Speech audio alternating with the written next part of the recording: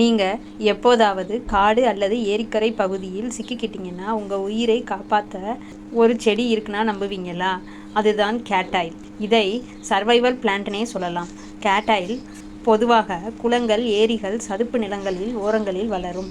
மேலே ஒரு பழுப்பு நிற சிகார் மாதிரி இருக்கும். அது பூ இல்லை, ஆயிரக்கணக்கான விதைகள்.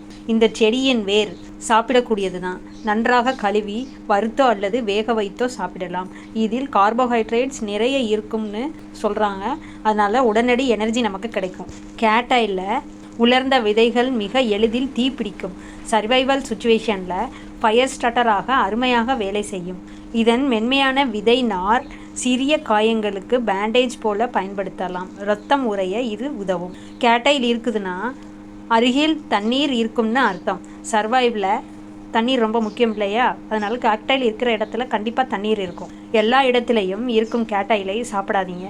ஏன்னா மாசடைந்த நீர்நிலைகளில் வளரும் கேட்டாயில்கள் ஆபத்தானவையாக இருக்கலாம். இயற்கை நமக்கு சொல்லும் பாடம் என்னன்னா, உயிர் வாழ பெரிய ஆயுதம் தேவையில்லை, அறிவும் கவனமுமே போதும்.